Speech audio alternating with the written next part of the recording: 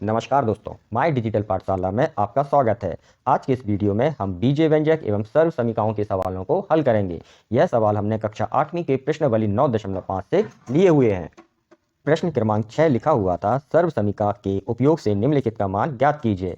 इस प्रश्न के हम इन दोनों सवालों को हल करेंगे। यह दोनों सवाल आप अपनी स्क्रीन पर देख रहे हैं। सवालों को हल करने से पहले मैं आपकी जानकारी के लिए बता दूं कि बीजीय व्यंजक एवं सर्व समीकरणों के अन्य सवालों के हल देखने के लिए आप हमारे अन्य वीडियो को देख सकते हैं। इन सभी वीडियो का लिंक डिस्क्रिप्शन बॉक्स में दिया गया है। अब हम प्रश्न क्रमांक 1 को हल करते हैं। प्रश्न 1 लिखा हुआ था, 71 के ऊपर 2 की घातांक। इसको हमें हल करना है, वो भी सर्व समीकरण की सहायता से। पहले हम जब 71 का वर्ग करते थे तो 71 गुणित 71 लिख देते थे। अब लेकिन यह सवाल हमें सर्व समीकरण की सहायता से हल करना है, इसलिए हम इस सवाल को सर्व समीकरण के जैसा बनाएंगे। तब हम 71 को 70 धन 1 का होल स्क्वायर लिख सकते हैं। 70 में जब हम 1 जोड़ेंगे तो वह 71 हो जाएगा, और इसका हमने होल स्क्वायर लिखा है क्योंकि होल स्क्वायर यहाँ सवाल में लिखा हुआ था। अब यह हमारा सवाल रहा। इस सवाल को हम इस सर्व समीकरण की सहायता से हल करेंगे।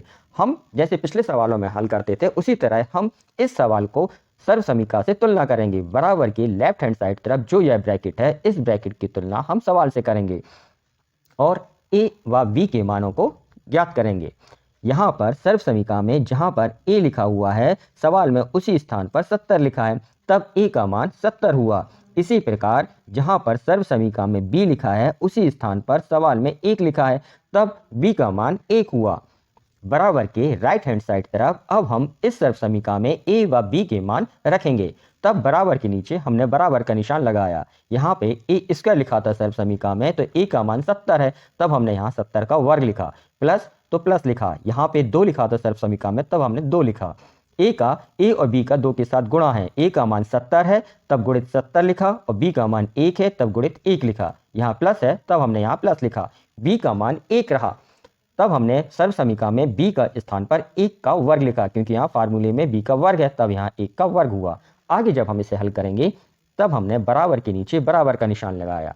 अब 70 का वर्ग करना है, तो 70 गुणित 70 हुए। जब आप 7 में 7 का गुणा करोगे तो 7 सतैया 49 हुए, और शून्य कितने हो गए? 2 शून्य हो गए, तो 49 के आगे हमने 2 शून्य लिखे, तब ये हो गए 4900। इसी प्रकार यहाँ प्लस है, तब हमने यहाँ प्लस लिखा। 2 का गुणा अब हम 70 में करेंगे, तो 2 का गुणा जब आप 7 में करोगे तो 2 सत्ते 14, और यह शून्य था, इसलिए हमने यहाँ शून्य लिखा। 1 का गुणा यदि हम 140 में करेंगे तो 140 ही रहेंगे। ये प्लस था, यहाँ पे प्लस। 1 का जब आप वर्ग करोगे तो 1 रहा। अब जब आप इस पूरे का योग करोगे तब यह हुआ 5041। यह इस का उत्तर हुआ, इस सवाल का यह उत्तर हुआ। अब हम दूसरा सवाल हल करते हैं। दूसरा सवाल लिखा हुआ था 99 का वर्ग। इस सवाल को भी हम सर्व समीकरण के जैसा ही बनाएंगे। तब हम 99 के वर्ग को लिख सकते हैं 100 ऋण 1 का होल स्क्वायर। 100 में से जब आप 1 घटाओगे तब 99 बचे, और यहाँ पे वर्ग था तो यहाँ पे वर्ग रहेगा। इसका अर्थ हुआ कि यदि हम 99 को इस तरह से लिखें तो सवाल में कोई परिवर्तन नहीं होगा। हम सर्व समीकरण की सहायता से वर्ग ज्ञात कर रहे हैं, इसलिए हमें ऐसा लिखना पड़ रहा है। अब हमारा यह सवाल बना है, इस सवाल की तुलना हम किसी सर्व समीकरण से करेंगे। क्योंकि यहाँ पे माइनस लिखा हुआ था, इसलिए हम माइनस वाली सर्व समीकरण लेंगे। तब हमने यहाँ पे a माइनस बी का होल स्क्वायर वाली सर्व समीकरण का यूज कर रहे हैं। अब हम यहाँ पर a और b के मान ज्ञात करेंगे। तब यहाँ पर a के सर्व समीकरण में जहाँ a लिखा है सवाल में वहाँ 100 लिखा है। इसी प्रकार जहाँ सर्व समीकरण में b लिखा हुआ है सवाल में वहाँ 1 लिखा है, तब a का मान यहाँ पर 100 रहा और b का मान यहाँ पर 1 होगा।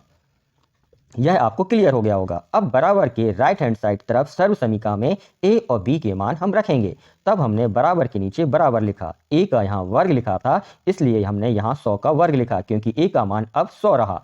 यहाँ ऋण है सर्व समीकरण में, इसलिए हमने ऋण लिखेंगे। इसी प्रकार हमने सर्व समीकरण को देखते हुए यहाँ पर 2 लिखा। a और b का गुणा है, तो a और b के जो मान है उनका 2 के साथ गुणा होगा, तब हमने इसको 2 गुणित 100 गुणित 1 लिखा। सर्व समीकरण में प्लस लिखा था, यहाँ पे हमने उसी को देखते हुए प्लस लिखा। b का वर्ग लिखा है सर्व समीकरण में, b की वैल्यू कितनी है? 1 है, तब b के स्थान पर हम उसका मान 1 रखेंगे। 1 का वर्ग हुआ।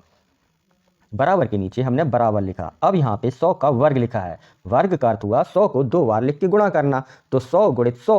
1 का गुणा जब आप 1 में करोगे तो 1 आए, और दोनों 100 में 2 शून्य है, तो टोटल कितने शून्य हो गए? 4।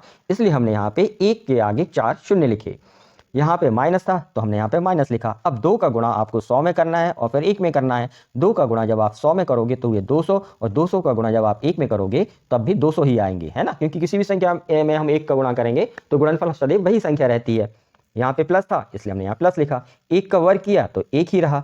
अब इसके आगे आप हल कर सकते हैं। जब आप इसको हल करेंगे तब यह हुआ 9801। यह इस सवाल का उत्तर हुआ।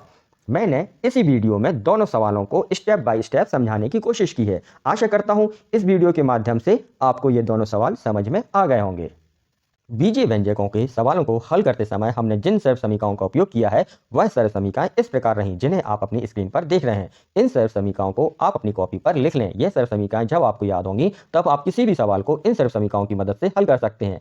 इन सवालों के अतिरिक्त भी कई सवालों को हल करते समय इन सर्व समीकरणों का उपयोग किया जाता है। इस वीडियो में बस इतना ही। मिलते हैं अगले फिर किसी वीडियो में। आपके प्रश्न या सुझाव को कमेंट्स बॉक्स में लिखें। चैनल से जुड़े रहने के लिए आप चैनल को सब्सक्राइब करें। वीडियो समझ में आया हो तो इसे लाइक व शेयर करें। वीडियो देखने के लिए धन्यवाद।